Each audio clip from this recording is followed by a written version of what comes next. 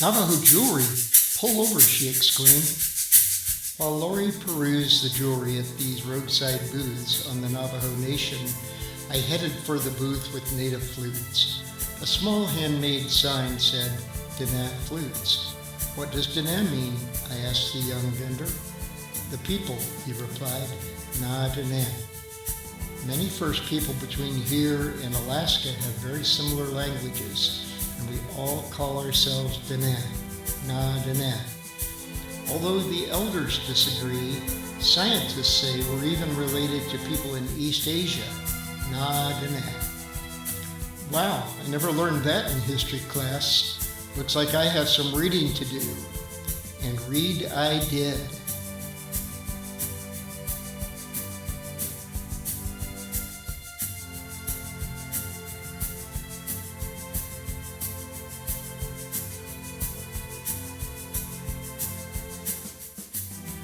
For more than a century, linguists have noted a remarkable similarity between the languages of East Asia, especially the Chukchi language, and the Athabascan languages, including the Navajo or Diné and the Apache languages of the American Southwest. That could suggest migration of these people in the last several millennia. However, it is very important that we acknowledge and respect the creation stories of these cultures.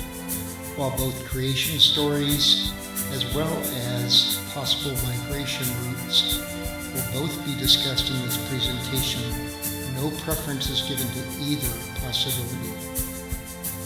It is my hope that this film and music will honor the Diné people and educate people of European descent about their amazing stories and about the pain that continues to be inflicted upon them.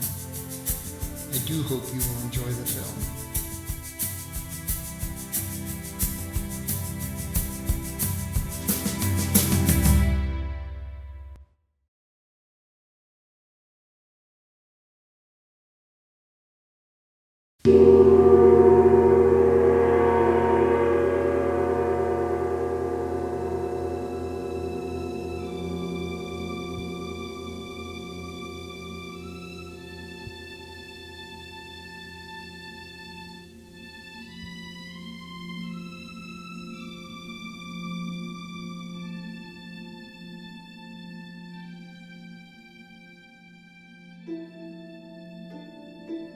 Siberia, vast, cold, and foreboding to us.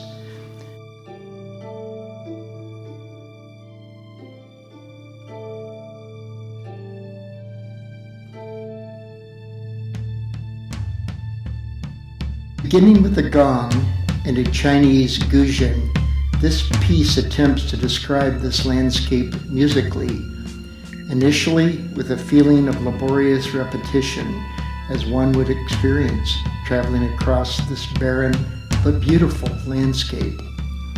Siberia, 5 million square miles, covering an area that is 3/4 of the Russian Federation, 1/3 larger than the United States, and 1/4 larger than Canada, the world's second largest country. Extending from the Ural Mountains in the west to the Pacific Ocean in the east, and from the Arctic Circle in the north to the northern borders of Kazakhstan, Mongolia, and China in the south.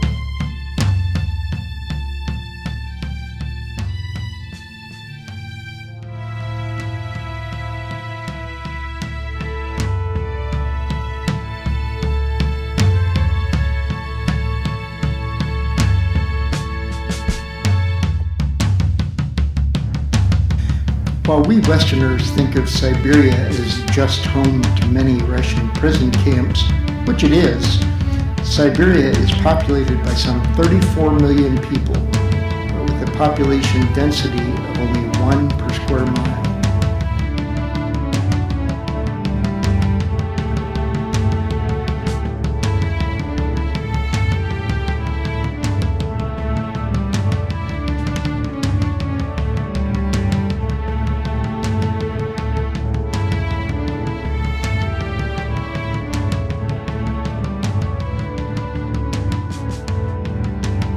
It is from this stark landscape of vast forests of larch, abundant lakes and rivers, between miles and miles of low rolling hills and towering mountains, that the earliest occupants of North America may have migrated.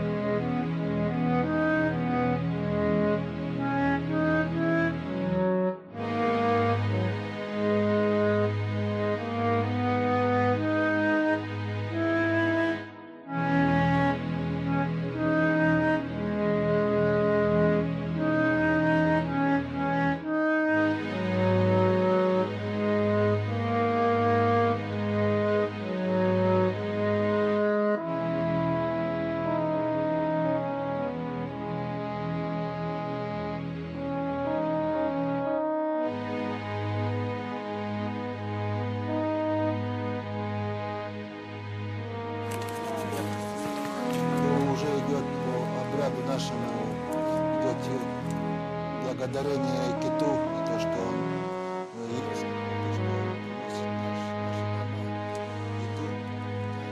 Спасибо.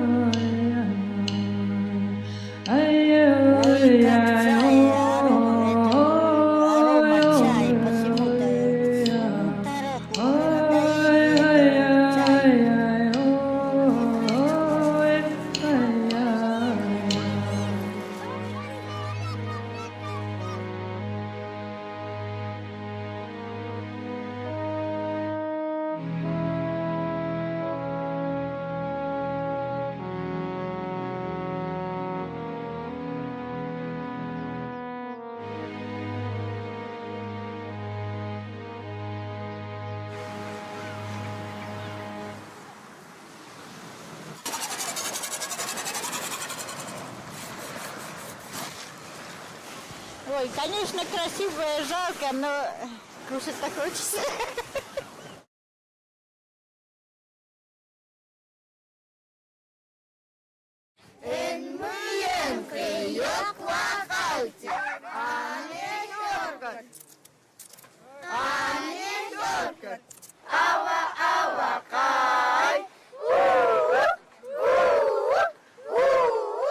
For centuries.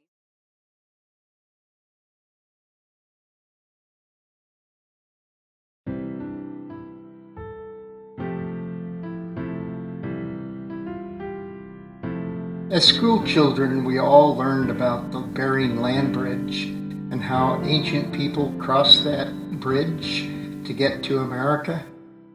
Of course, we pictured a narrow-rocked bridge passing for miles over the Bering Strait, with the travelers being careful not to fall off into the ocean.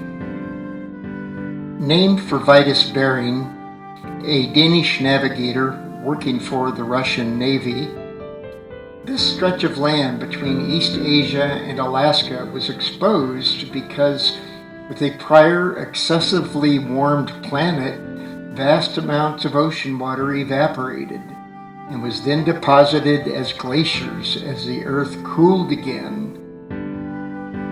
This landmass, now called Beringia, still remains under waters of the Bering Sea.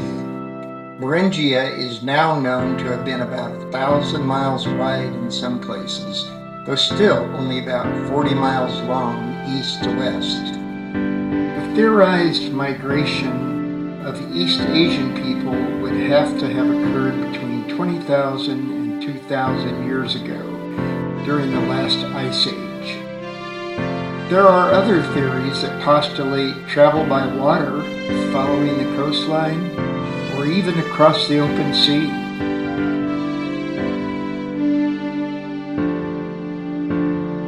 The people that fully crossed Beringia likely had no idea that they had entered a new continent, and some may have not even known that they were near an ocean. As Beringia was exposed for thousands of years, generations of these ancient people spent their whole lives on this ephemeral landmass, hunting and fishing, eating and sleeping, loving, making love and children, and generally just living their lives. Other groups of people, either more ambitious, curious, hungry, or desperate to escape something, likely listened to rumors that the land to the east just kept going on and on. Some of the people that crossed over probably passed back and forth between Alaska and Asia seasonally, following the availability of resources.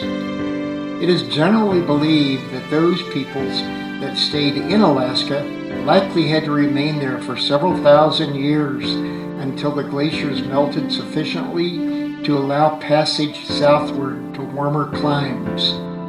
There may have been as many as 4 waves of migration, with the theorized ancestors of the Diné people most likely crossing from Asia in the second wave. However, there is still plenty of missing and/or conflicting evidence regarding the sequence of these migrations.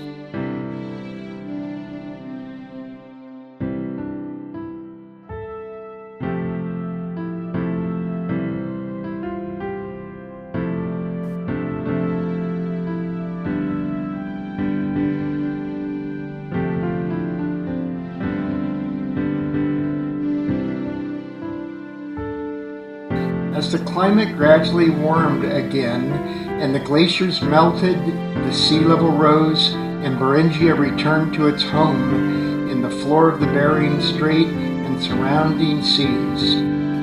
One can see from the following NOAA navigation chart just how shallow the water is overlying the former Beringia.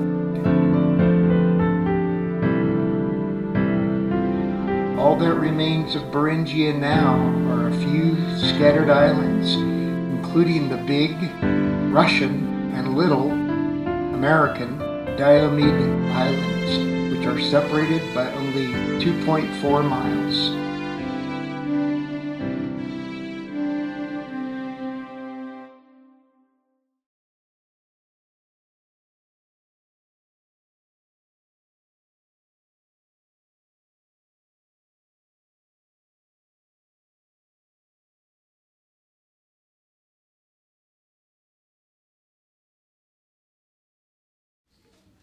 So I've put together something hopefully will energize everybody.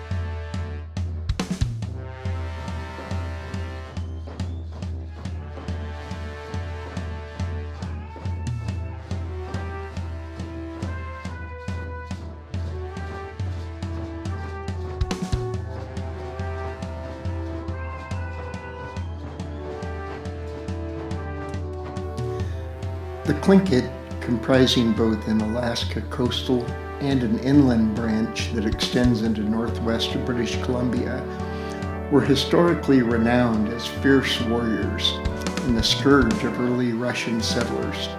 This reputation was evident in the Russian-Tlingit War of 1802 to 1805, and especially in the infamous Battle of Sitka in 1804. Tlingit society is structured into 2 moieties, the Raven and the Eagle, each further divided into numerous clans. These clans are then subdivided into lineages or house groups. The Tlingit have a matrilineal kinship system where descent and inheritance are traced through the mother's lineage. This matrilineal society was historically rooted in an economy centered around salmon fishing and hunting. Interestingly, the consumption of shellfish was considered dishonorable because they were deemed too easy to hunt and was only permitted during times of scarcity. In March 1867, the United States acquired Alaska from Russia. The subsequent military rule by the Army and Navy, which lasted until 1884, was marked by inconsistency, violence, and legal ambiguity.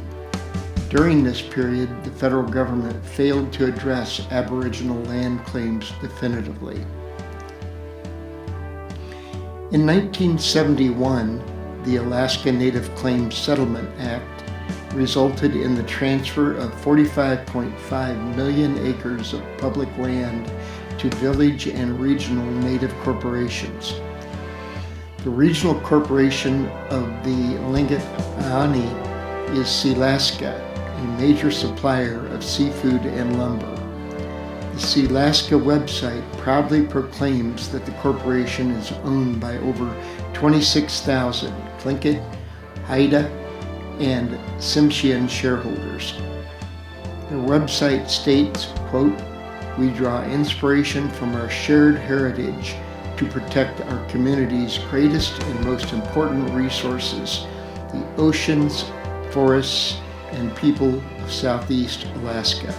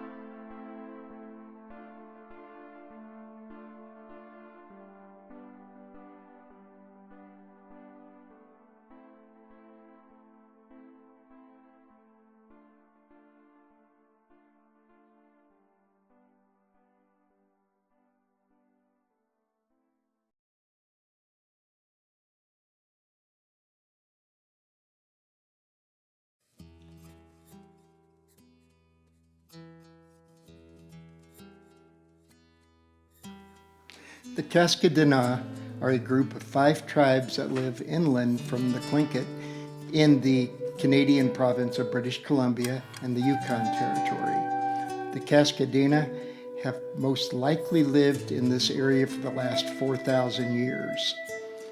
This is where the earliest North American form of the Diné languages is found.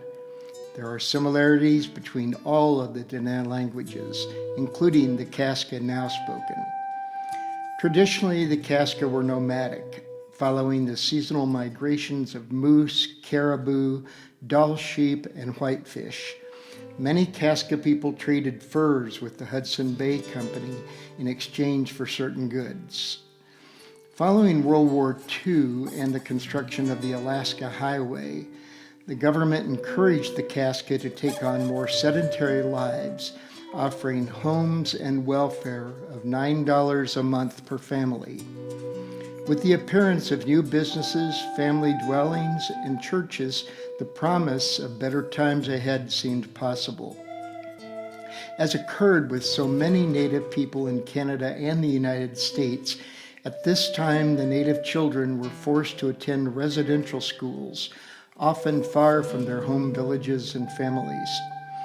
Most of these schools were run by various churches. There, the children were forced to, quote, give up their evil native ways, close quote, and become Christian. The children were forced to give up all of their native customs, including dress, food, and even their language. Many of these children were never returned to their homes.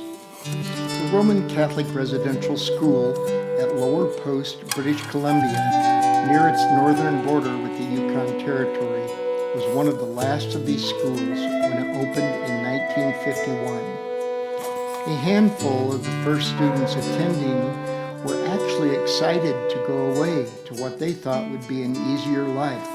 Quote, instead of packing water at 40 below from the river and packing wood from the bush, we had linoleum floors, electric lights, showers. That was all new to me, said Jack Chief on the former Cascadena Council website. By the following year, the enrollment at the school ballooned from a few dozen to 133, arriving from 40 communities all over the Yukon and northern British Columbia. As one of the original students, Jack saw and heard wave after wave of distraught new arrivals. Quote, these kids would come in there crying, he said. They just tore them away from their moms and dads, close quote. One former student, Mary Caesar, said, quote, the abuse began the moment kids walked through the front doors. Upon arrival, their hair was cut and their home clothing taken away. Anyone who resisted was physically reprimanded. They would punch me in the head and ears, said Ms. Caesar. It was just sadistic from the time you stepped in the doors, close quote. This school was run by the Missionary Oblates of Mary Immaculate, the same order that operated the two Canadian schools where ground-penetrating radar work revealed the presence of many unmarked graves. Unsurprisingly, a suspicious local corporal of the Royal Canadian Mounted Police, Dave Friesen, following up on rumors, found evidence, and in 1958 placed 4 charges of indecent assault against the boys' supervisor of the school. Unfortunately, at trial, none of the boys would say what had been done to them, and the charges were dismissed. It was not until the 1990s that the now retired Mr. Friesen learned that the boys had all been threatened with death by another school employee, also an abuser, if they testified against their abusers at trial. Lower Post Residential School was closed in 1975 and converted to the tribal office and post office. An article in the July 2nd, 2021 issue of the Vancouver Sun states, quote, it was a place of terror and desperate loneliness and has been a source of trauma and painful memories ever since, close quote. For a variety of reasons, mostly financial, for 46 years after the Lower Post Residential School was closed, the building remained in the community, reminding a generation of indigenous people from all over that part of British Columbia and the Yukon of the horror that had occurred there. On October 24, 2018, Michelle Miller, a Casca woman from Lower Post, British Columbia, addressed the Canadian Senate Standing Committee on Aboriginal Peoples. She stated, open quote, I really need to highlight that in the middle of our community of Lower Post exists one of the most atrocious reminders of the wrongs in our past. The residential school. In fact, Senators, many of the staff who are forced to work in this former residential school wish it had burned to the ground during a fire, close quote. Following this presentation, The Canadian Parliament provided funds for raising of the remaining portion of the Lower Post School building. On June 30th, 2021, many people from British Columbia and the Yukon gathered to witness the beginning of the destruction of the school, where so many people had suffered. That day was a day of grief and healing for many.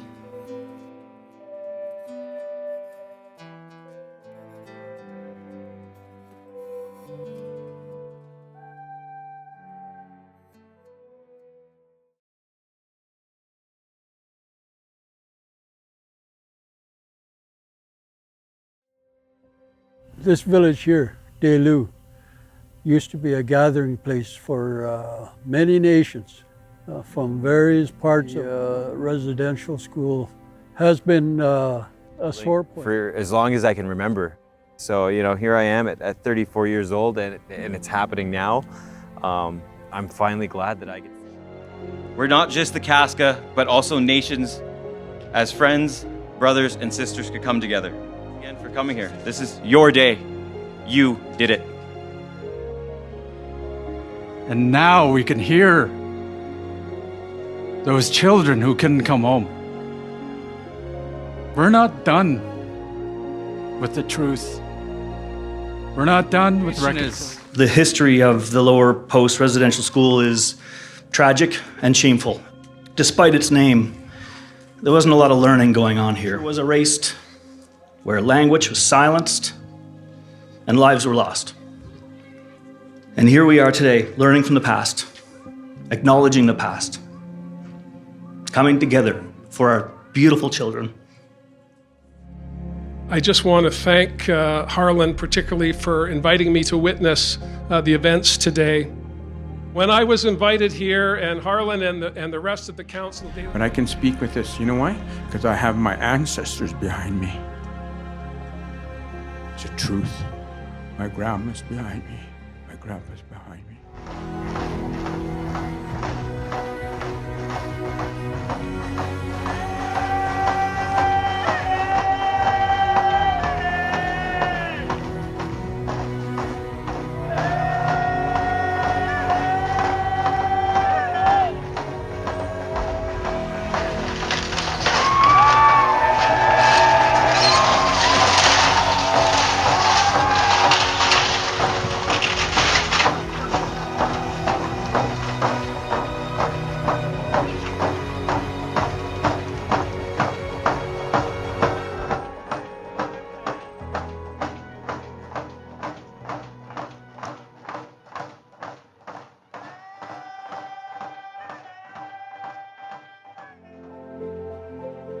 I wrote a letter to Sister Alico from that residential school. When I let her go, it was just such a relief, and I just saw a flash in my mind of Sister Alico's face, and then she was gone because I put that block in that fire, and that fire looked after the rest of it for me.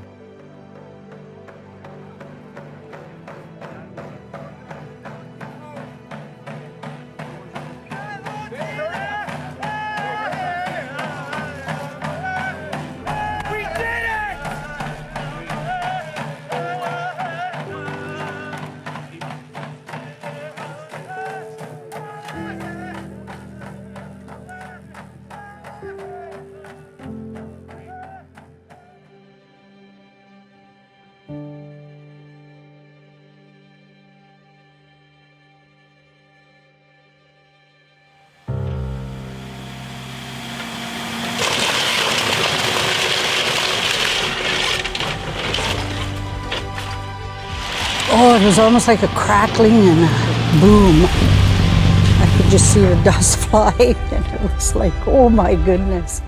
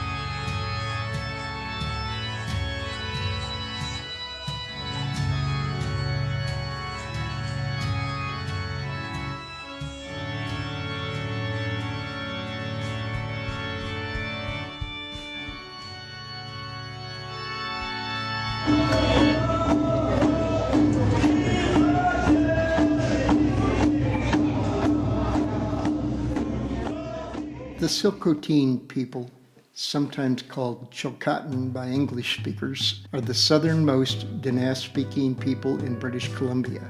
Their name means people of the Red Ochre River. They occupy a large plateau north of Vancouver between the coastal mountains and the Fraser River. They call their land Silcotin Nan. The Silcotin were traditionally known as powerful warriors and traders of obsidian, a desirable material for arrowheads and stone tools. In the 1780s and 90s, they began to trade furs and other items with the newly arrived Europeans. By the 1860s, prospectors had begun panning for gold in their streams. Then mines were started, followed by merchants, farmers, and ranchers. The arrival of all of these Europeans onto the Silcotin land not surprisingly led to conflict. All of this came to a head when in 1864 a British aristocrat named Alfred Waddington began construction of a toll wagon road from Butte Inlet to Fort Alexandria across the Silcotin territory to, quote, shorten the trip to the gold country, close quote. At this time, the Silcotin and many other indigenous tribes had just lost at least half of their tribal members to a smallpox epidemic introduced by the European settlers. Many of the indigenous people believed that the smallpox had been deliberately introduced so that the settlers could steal their land. Some of the Silcotin men were hired to work on the road until they realized it was entering their tribal territory. They also quickly learned that they were not being paid or fed as they had been promised, and some were close to starvation. The 6 Silcotin chiefs met, and following their own laws, declared war on the invaders. On April 29, 1864, a ferryman 30 miles upriver refused to provide food to Chief Clatacine and others with him, prompting the Silcotin to shoot him, and they threw his body in the river. They took a half-ton of provisions and supplies, and they set the ferry adrift. The following day, Chief Clatacine's party attacked the workers' camp and killed 11 of the Caucasian workers. Although injured, the remaining 3 escaped downriver. The warring party subsequently killed the foreman and his crew who were blazing the trail ahead, then killed 3 men leading a pack train and a settler. Altogether, Clatacine's party had ambushed and killed 19 men. Again, for the Silcotin, these Europeans were invaders, and these attacks were acts of war. The governor of British Columbia learned of these attacks on May 14th and sought to retaliate against the Silcotin. The first 2 parties that he sent out failed to even reach the Silcotin. The governor himself went out with the 3rd attempt, taking 38 men to join the 50 members of the preceding 2nd party. The leader of this 3rd scouting party, Adon McLean, did not heed an audible rifle click and was shot through the heart. Chief Alexis and a slave of Chief Clatacine met with the leader of the 2nd scouting party, who gave them assurances of friendship from the settlers. The following day, Clatacine and 4 other chiefs went to the planned peace talks where they were arrested. The 5 arrested chiefs were charged with murder and were sent to Fort Alexandria. At their jury trial, Clatacine testified that the Silcotin were waging war and not committing murder. Nonetheless, they were found guilty of murder and were sentenced to hang. The following year, the 6th chief was captured, convicted, and executed. The day of their execution is now a day of mourning in the Silcotin Nation. The Silcotin Nation continued to maintain that the violence was war between 2 nations. A federal inquiry in 1993 concluded that this was correct. On March 26, 2018, in a speech to Parliament, Prime Minister Justin Trudeau fully exonerated the 6 chiefs. On November 2nd of that year, Prime Minister Trudeau traveled to the Silcotin Nation and publicly apologized to the Silcotin people. It is my privilege to be here today to honor the courage and sacrifice shown by the Silcotin chiefs 154 years ago. Warrior chiefs who were treated and tried as criminals in an era where both the colonial government and the legal process did not respect the inherent rights of the Silcotin people and the Silcotin nation. On June 26, 2024, Prime Minister Trudeau again traveled to the Silcotin Nation with his son Hadrian to celebrate the 10th anniversary of the decision by the Supreme Court of Canada to grant the Silcotin people title to 676 square miles of their land, a first in Canadian history.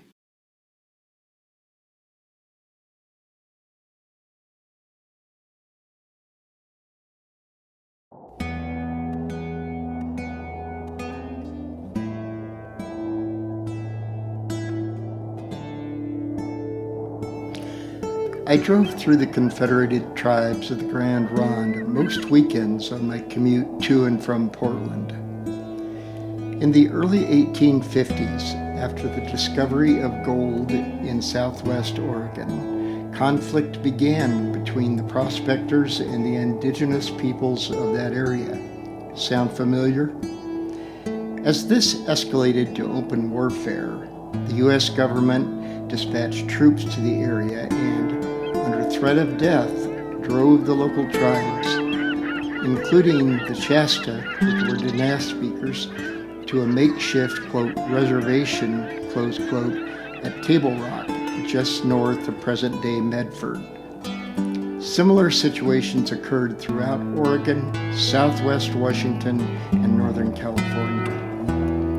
At that time, the Pacific Coast was populated by a mix of Diné and non-Diné speakers, with some languages being spoken by only a single isolated tribe. In order to manage the conflicts with native peoples of this area, the Grand Ronde Reservation was established by executive order on June 30th, 1857. The native people were marched there on one of the many trails of tears suffered by so many native peoples of America. Quote, after a period of 33 days, in which time we traveled a distance of 263 miles, started with 325 Indians, 8 deaths and 8 births, leaving the number the same as when started, close quote. This is a diary entry from the last day of this Rogue River Trail of Tears from March 23, 1856 by Indian agent George H. Ambrose. The Dawes Act of 1887 sought to, quote, detribalize, end quote, Native Americans by imposing a system of private property on them, quote, that did not previously exist in their cultures, close quote. The Dawes Act divided 33,000 acres of the Grand Ronde Reservation into 270 tracts that, quote, heads of household, close quote, could use for farming. The remaining 26,000 acres was declared, quote, surplus, close quote, and was sold to non-native people for $1.16 per acre.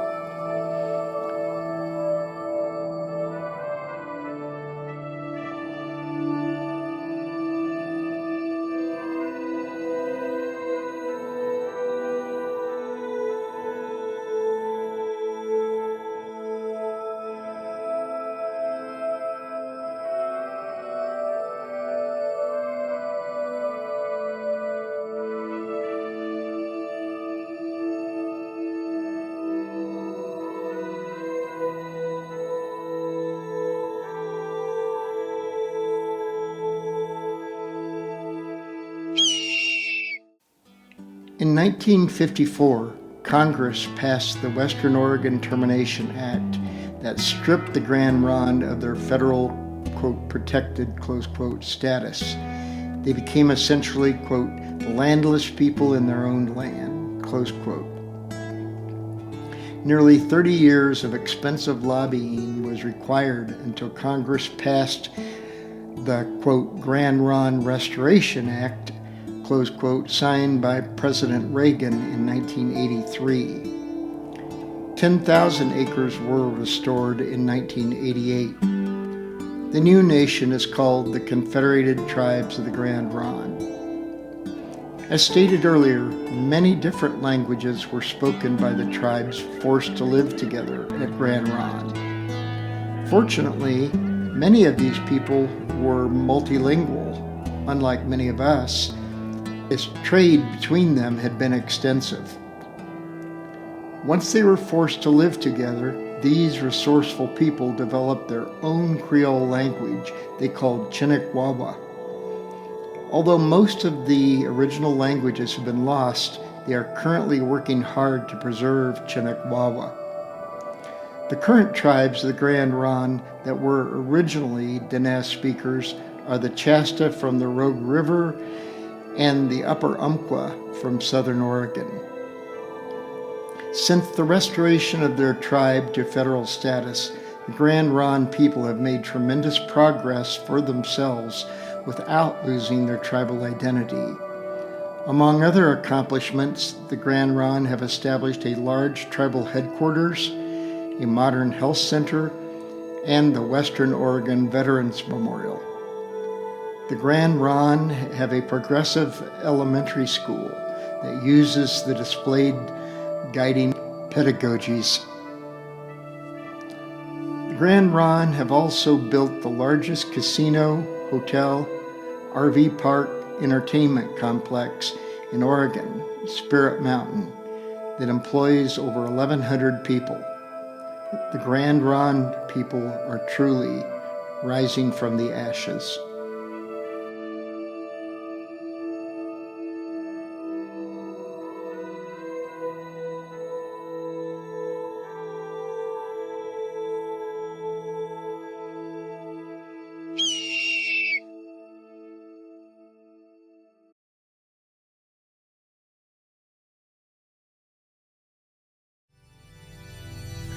The Confederated Tribes of Siletz Indians is a federally recognized confederation of over 30 bands originating from Northern California to Southern Washington that occupies a 3,666-acre reservation in Western Oregon. I saw many of the citizens of this nation in my medical practice, and it is from them that I learned the term Diné, which I forgot until I met the young man selling Navajo flutes. The origin of this community is a very complex story. The quote, Coast Reservation was initially established in 1855 by order of President Franklin Pierce near the end of the Rogue River Wars. The reservation was initially planned to be about 1.1 million acres. Despite mostly honorable intentions of Joel Palmer, the Oregon Territory Indian agent, between 1865 and 1875, multiple treaties were violated, and the size of the reservation was reduced by around 900,000 acres. One of the reasons that so many treaties made with the executive branch of the U.S. government failed was that while the Senate ratified the treaties per the U.S. Constitution, the House resented that it had to fund the, quote, exorbitant, close quote, commitments that were made by the executive branch. Oftentimes, the House just didn't fund resources for the treaty commitments. Other reasons this occurred were the huge distance between the Oregon Territory and Washington, D.C., poor communication between all involved parties, the vigilante actions of the miners and settlers toward the native peoples of Western Oregon. Other contributing factors were the slow, insidious advance of the American settlers, the clash of the settlers and indigenous peoples' mores and legal systems, the introduction of Christianity and European Americans' attitudes of superiority. The previously decimated tribes' inability to defend themselves and their interests. In some cases, it's estimated that 75 to 90% of the population was killed by infectious disease pandemics. Misunderstandings among the native people themselves from lack of a shared language was a problem. Also, the different tribes being forced to live together had different lifestyles, diets, and cultural practices. The coastal people's diets and economies were different from the inland people's. The northern coastal and northern Willamette Valley people practiced head shaping by keeping a board against their babies' heads to produce an elongated sloping forehead. Many tribes had a quote headman in lieu of a chief, though even there the roles of the headman varied. Most of the tribes lived in low plank houses. Especially in the northern areas, the houses were often very elongated, occasionally more than 100 feet long, and housed several families. Due to the previously presented Dawes Act, by 1912, less than half of the Siletz allotment lands remained in the hands of native Siletz people. The Wheeler-Howard Act of 1934, also known as the Indian Reorganization Act, promised to bring reservations to more of a state of self-rule. By that time, the Siletz people had been, quote, screwed over, close quote, so many times that in 1935 they rejected a vote to incorporate under the Indian Reorganization Act. With the Western Oregon Indian Termination Act of 1954, all Siletz land was sold off except for 39 acres on Government Hill, where the school and cemetery had been, as well as timberland property for which each enrolled tribal member received $792.50. After years of lobbying, in 1977, a bill for restoration was passed by the Senate and signed by President Carter. Since restoration, the Siletz people have worked hard to improve their situation. In 1991, a modern health center was opened, and in 1995, Chinook Wynn's Casino and Convention Center was opened up in the beachside town of Lincoln City. The Siletz people host a very popular annual powwow. The Siletz Language and Traditional Arts program was established in 2003 to teach and promote use of the Siletz Athabascan language and Siletz traditional arts.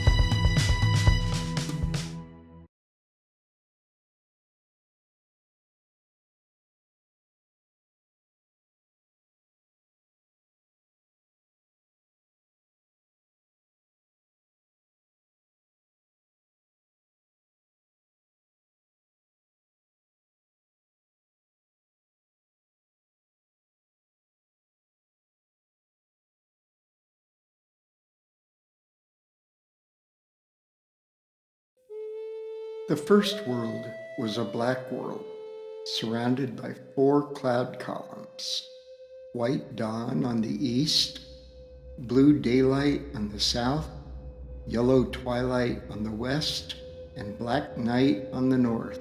In the beginning, only holy people and insects lived there. Later, first man and first woman were formed. First man was formed where black cloud on the north met white cloud on the east. First woman was formed where yellow cloud on the west met with blue cloud on the south. The first world was destroyed when the gods became angry and set it on fire. But first man brought a big reed and planted it in the east, where it grew very quickly.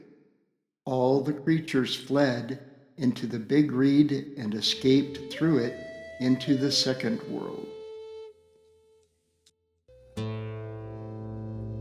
In the second or blue world, first man and first woman found birds, insects, and animals. When they arrived, first man opened his medicine bundle, which contained the 4 clouds he had brought from the first world. Just as in the first world, there was suffering and sorrow in the second world. The gods eventually became angry and destroyed the second world with wind. First man made a prayer stick of white shell, turquoise, abalone, and jet. On the prayer stick, he drew 4 footprints. When the people stood on the footprints, they rose up through the reed planted in the south and escaped into the third world.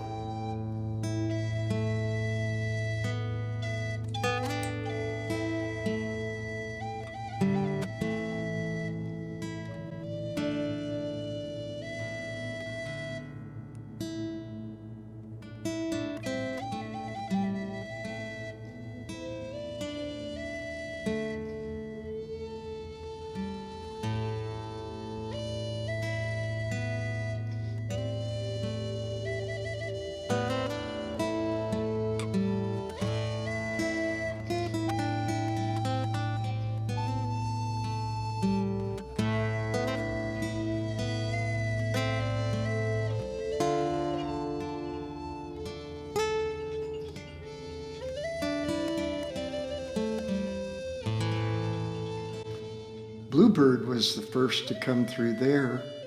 He found the world was yellow. After Bluebird, first man, first woman, coyote, and one of the insects came. After that, the other beings entered the yellow world. The yellow world was large. Many new things were there. A great river crossed this land from north to south. It was the female river. There was another river crossing it from east to west. It was the male river. The male river flowed through the female river, and the name of this place is the Crossing of the Waters.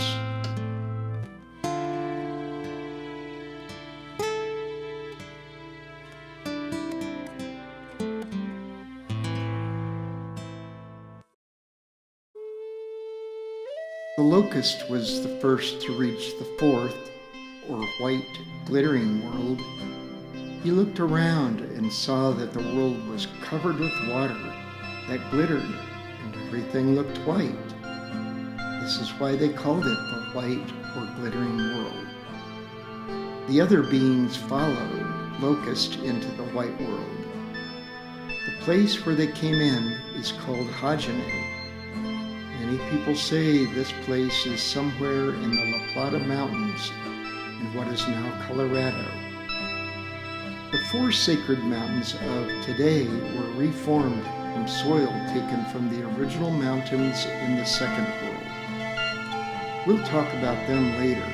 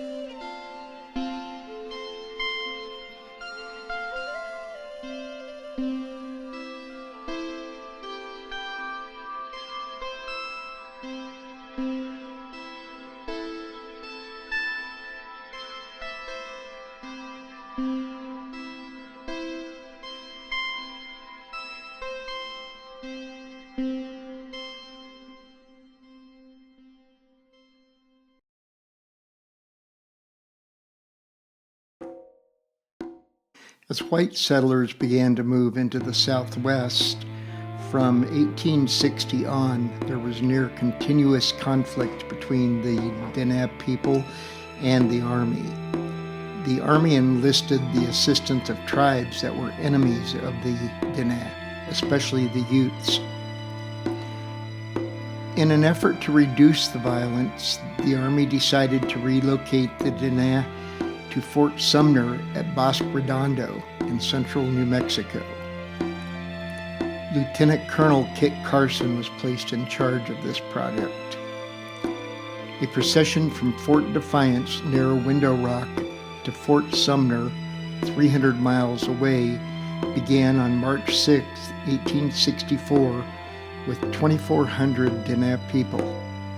They walked every mile of the way, enduring freezing temperatures, hunger, and scornful jeers of the soldiers. 197 Diné people perished along the way. On March 20th of the same year, 800 more Diné began the same long journey to Fort Sumner. Most of these were women, old men, and children. This group suffered snowstorms, freezing temperatures, and hunger. Many of these people perished of cold, hunger, and illness. Eventually, 8,000 Diné were driven to Fort Sumner. The U.S. government had hoped that in a new home far from their enemies, the Diné could give up their, quote, belligerent, close quote, ways and could begin a new way of life as farmers. The government also had hopes of educating the Diné people. Unfortunately, few preliminary plans had been made by the U.S. government for this project. There was much disorganization and uncertainty in knowing how to manage the Diné once they arrived at Fort Sumner.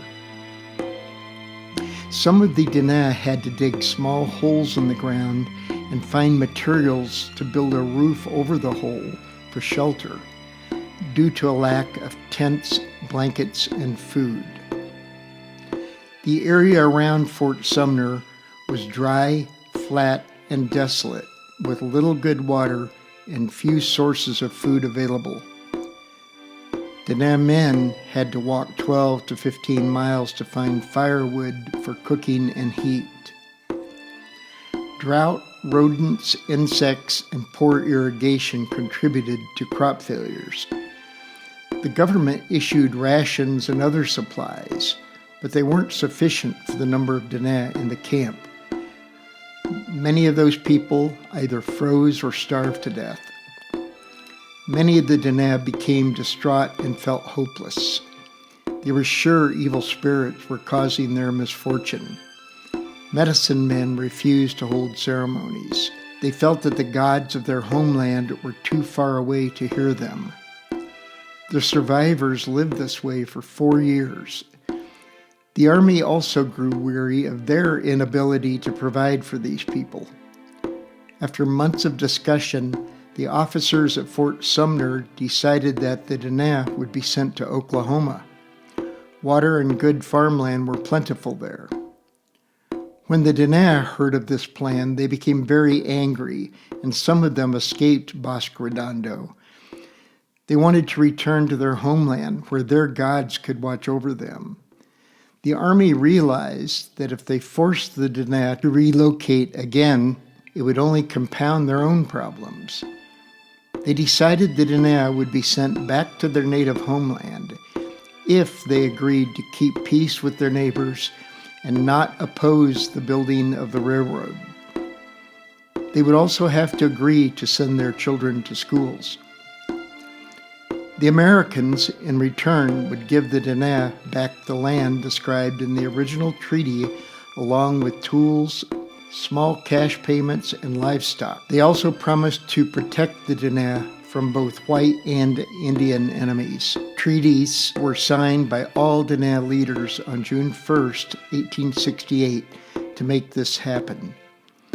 The Diné began their journey homeward in mid-June.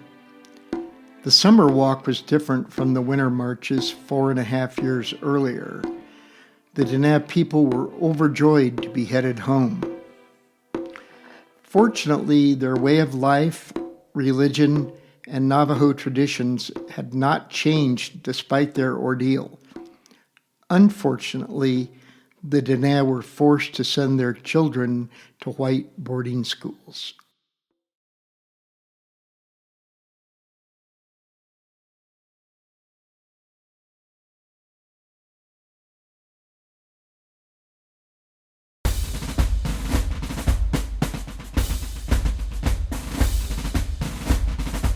In 1942, the Marine Corps leadership selected 29 Navajo men, the Navajo Code Talkers, who created a code based on the complex, unwritten Navajo language. The code primarily used word association by assigning a Navajo word to key phrases and military tactics. The Code Talkers could translate 3 lines of English in 20 seconds. The Code Talkers participated in every major Marine operation in the Pacific Theater and were critical in the victory of the Battle of Iwo Jima, where they transmitted more than 800 messages without error.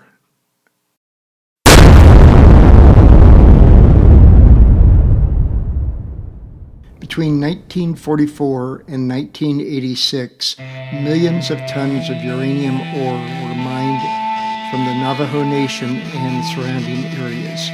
Diné men toiled in poorly ventilated mines for as little as 81 cents an hour. By the 1980s, the long-term health effects of uranium mining were undeniable. Among other health risks, lung cancer was contracted by miners at a rate 56 times higher, and liver cancer more than 200 times higher than the national average. This nightmare continues as the Pinyon Plain Mine near the Grand Canyon seeks approval to ship uranium across the Navajo Nation to Utah for processing.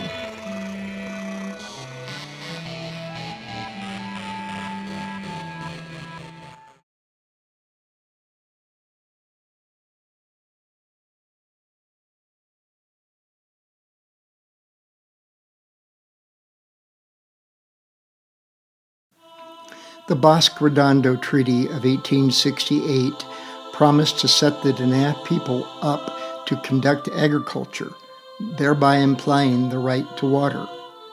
As of 2023, still about 1/3 of Navajo Nation residents did not have running water in their homes. This reality contributed heavily to the very high mortality rate on the Navajo Nation during the COVID-19 pandemic. The 1908 Winters versus United States Supreme Court ruling stated that Native American water rights should have priority over settler claims because the federal government established those claims when the reservations were formed. Unfortunately, the 1922 Colorado River Compact that divides the water among the western states did not include the native peoples. They instead had to negotiate with the states for water. In 2005, the Diné reached an agreement with New Mexico for water rights in the San Juan Basin. As of 2020, Only about half the Navajo Nation residents in Utah had indoor plumbing. The 2020 Navajo-Utah water rights settlement defined the Diné allotment of water from Utah's Colorado Basin and provided $220 million for water infrastructure projects. For decades, the Diné had been negotiating in good faith with Arizona for a share of that state's Colorado River Compact water, and finally filed suit in 2003 to force the federal government to define their water rights. This was finally settled by the Supreme Court on June 22, 2023. The justices, divided 5-4, said a lawsuit the tribe filed against the federal government must be thrown out. Writing for the majority, Justice Brett Kavanaugh said that an 1868 treaty with the Navajo Nation did not require the U.S. government to take active steps to secure water access. And it is not the judiciary's role to rewrite and update this 155-year-old treaty, he added. Conservative Justice Neil Gorsuch joined the three liberal justices in his dissent.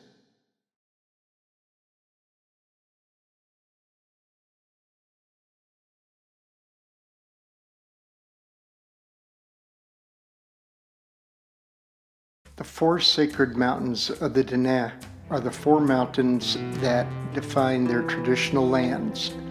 These mountains are believed to have been placed in their locations by the first man and the first woman. They are viewed spiritually as forming a hogan that contains the Diné universe. Diné belief views them as deities that provide them essential resources. The four sacred mountains each have a specific color that is based on the corresponding color to the color of the preceding world in the, quote, clockwise, unquote, rotation of the Navajo creation story. Thus, Blancapi, or Cisne, meaning the dawn, or White Shell Mountain, is the mountain of the east. Its color is white, representing the dawn. The four sacred mountains represent the essence of life and harmony of nature for the Diné, and thereby they hold the sacred stories of the ancestors. Zozet, or Mount Taylor, meaning turquoise mountain, or blue bead, is in northwest New Mexico, and it is the mountain of the south. Its color is the blue of the daytime sky. For more than 100 years, these sacred mountains have been desecrated by gold, silver, and uranium mining, as well as removal of other resources such as timber and water. Occasionally, tribal authorities have been complicit in allowing this to happen.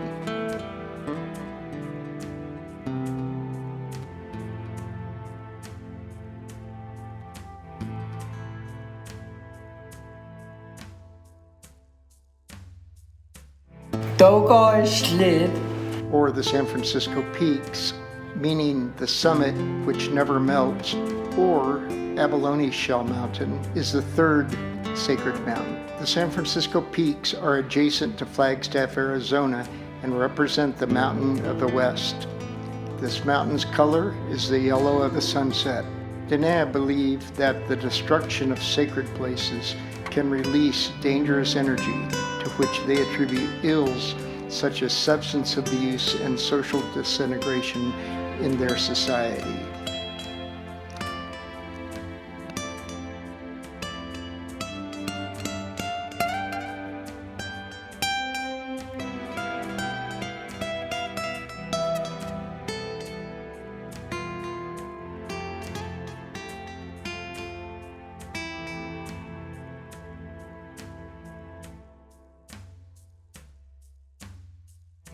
Hesperus Peak, or the Bensa, meaning big sheep, is the sacred mountain of the north.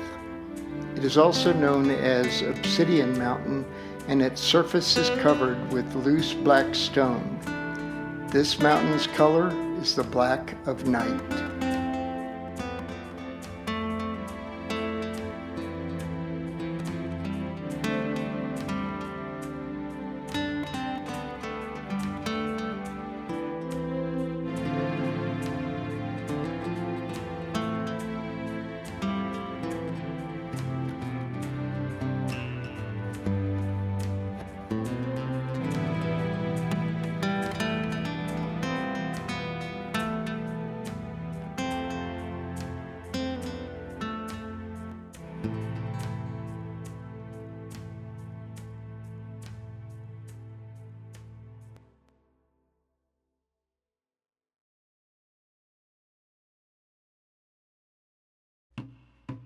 Geronimo is believed to have been born somewhere along a tributary of the Gila River in the part of Mexico that became New Mexico in 1829.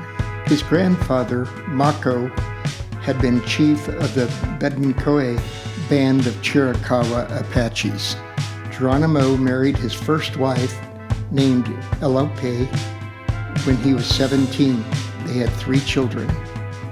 The Apache people strongly resisted colonization of their lands by both Spanish and North American peoples. Geronimo was admitted to the Chiricahua Warriors Council in 1846. He participated in Apache raids that took place in what is modern-day Sonora and Chihuahua states of Mexico before participating in raids in the United States. In 1851, a company of Mexican soldiers, led by Colonel Jose Maria Carrasco, attacked Geronimo's camp outside Llanos, Chihuahua, claiming reprisal for theft from Mexican people while the men were in town trading. Among others, Geronimo's elderly mother, wife, and 3 children were killed by the Mexican soldiers. Thereafter, Geronimo held great hatred for the Mexican people. In 1874, the U.S. authorities forcibly removed about 4,000 Apache people to a reservation in San Carlos, Arizona. With the terrain as bleak and lacking of resources as Bosque Redondo, Geronimo led the Apache people on breakouts from San Carlos and other reservations. Geronimo and his warriors were caught by the U.S. Army over and over again, but the breakouts became recurring campaigns.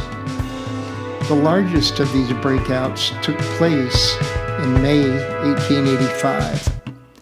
Geronimo led a group of 35 men, 8 boys, and 101 women for a duration of 10 months, crossing back and forth over the Arizona-Mexico border. 5,000 soldiers and 500 Native American auxiliaries were called upon to catch Geronimo and his small band. In September 1886, Brigadier General Nelson A. Miles captured Geronimo and his group, promising their return to Arizona after an uncertain length of exile in Florida. He became the last Native American leader to formally surrender to the U.S. Army. Geronimo spent the last 14 years of his life at Fort Sill, Oklahoma. He left Fort Sill only occasionally with government permission to attend world fairs and Wild West shows, where he was seen as a person of curiosity. Geronimo passed away on February 17, 1909, due to pneumonia. His final resting place is in the Apache Cemetery at Fort Sill.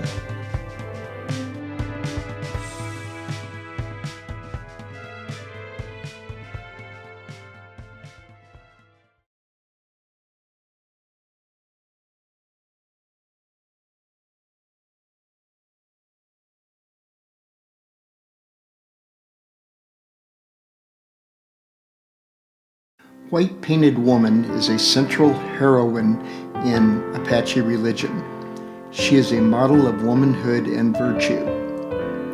The white-painted woman is a nexus between the physical and spiritual realms. She is also said to have given birth to the warriors, child of water and killer of enemies. The 4-day white-painted woman ceremony marks the transition from girlhood to womanhood. A young girl celebrates this rite of passage of puberty, doing various kind deeds, exercises of endurance, and rituals, along with sharing dances and prepared feasts, as well as receiving blessings. It emphasizes her upbringing and a sense of discipline and good manners. The ceremony binds the Apache as a people, functioning as a cohesive unit. A medicine man and medicine woman must participate. One of the rituals is the gathering of sacred items such as roasted mezcal heart and pollen from water plants. A ceremonial dress must be found or made, as it is a symbolic part of the rite. A feast is prepared for each day of the ceremony and shared with all who attend. Gifts are given. As the white-painted woman is the model of heroic and virtuous womanhood, for the duration of the rite, the young girl dresses and acts like white-painted woman. She is never referred to by her name, but is called white-painted woman. The young girl is guided and advised by a medicine woman through all 4 days of formal observances and events. A teepee-shaped ceremonial structure is created by a medicine man and his male helpers. The young white-painted woman is dressed in a buckskin costume. She is given a length of reed that she must drink from for 8 days, not allowing water to touch her lips. The girl is urged to talk little, to heed carefully what is said to her, and to behave in a dignified manner. Songs and prayers cover every experience, wishing the maiden and the Apache people long life and good fortune. At the end of the ceremony, the medicine woman washes the girl's hair and body with suds from a yucca root. Changing into her ordinary clothing symbolizes she is ready for her new role in the community.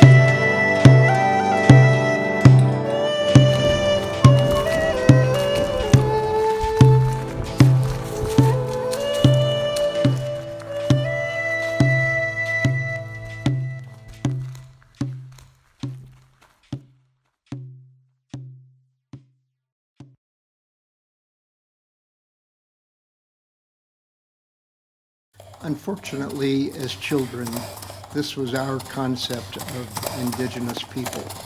However, in this project, we have been trying to determine the truth.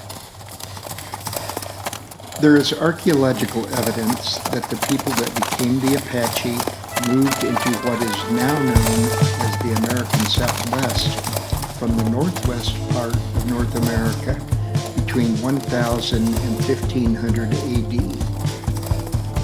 Therefore, when the Spanish invaders arrived in the 1500s, the Apache had not been in the Southwest long.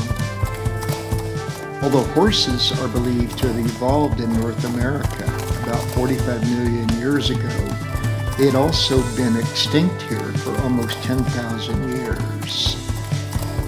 Upon first witnessing horses, the indigenous people are said to have become enraptured with these versatile animals.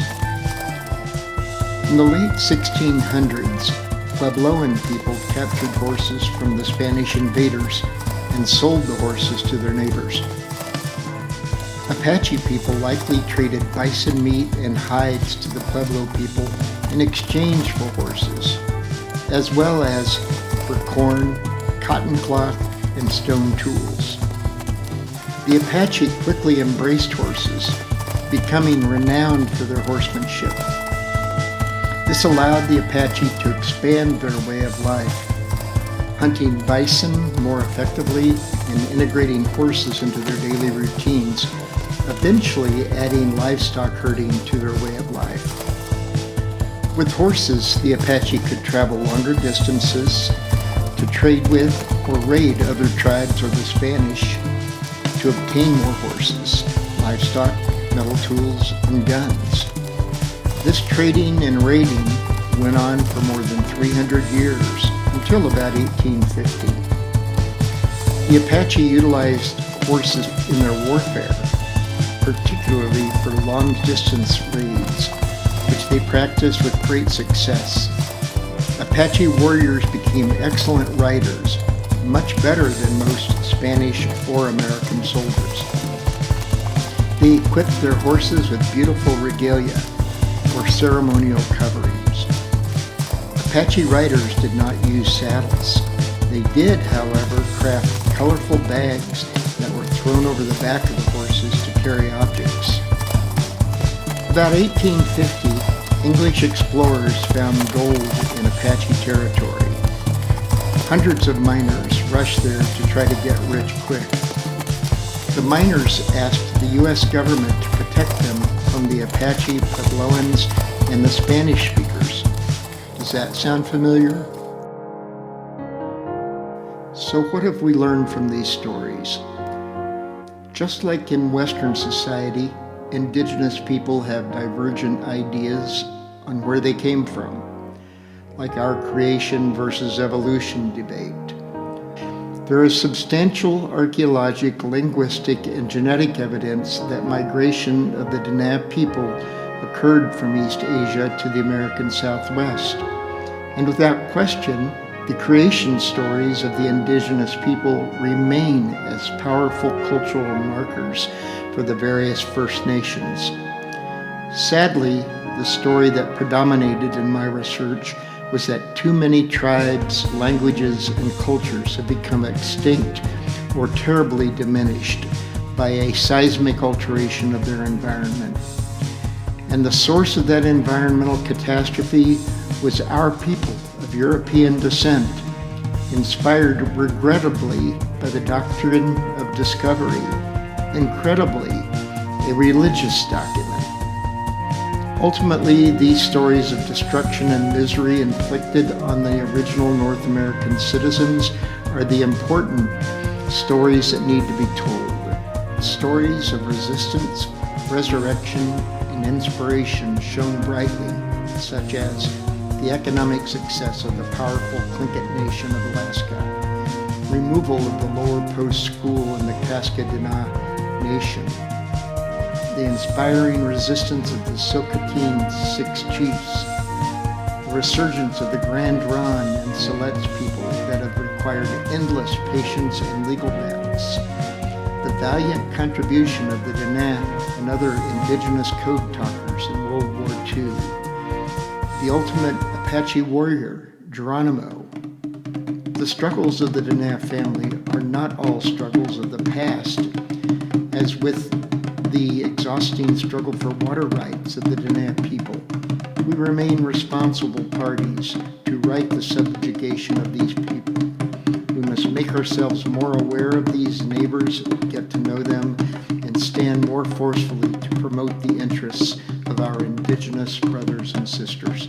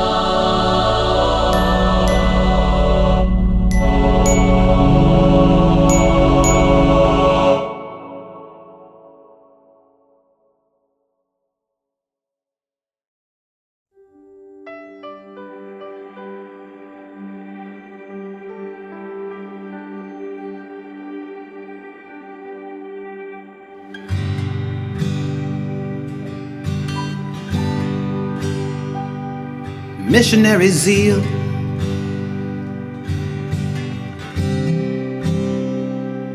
Mercenary eyes,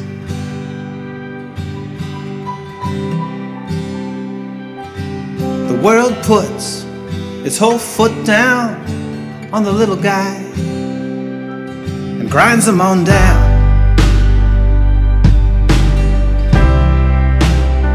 Back to the dust from whence he came.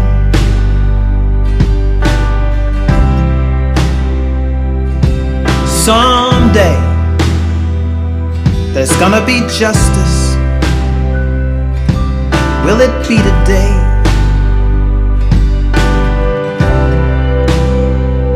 The dark is too hungry. Nothing's ever quite enough.